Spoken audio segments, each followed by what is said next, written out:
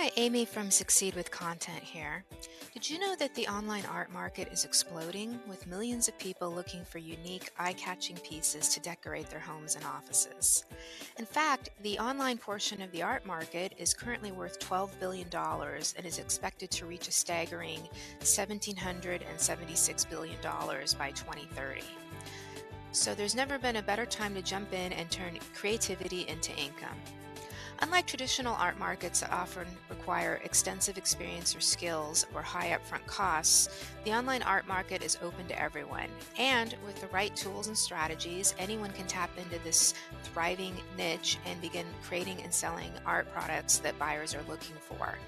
In fact, the sales secret here are trends. Buyers aren't just looking for generic designs, they want pieces that reflect what's popular right now. And with my brand new system, you'll get everything you need to tap into the most popular and emerging art trends that people are buying right now. From targeted art creation prompts to in-depth trend reports, I've done all the research so you can focus on selling with ease.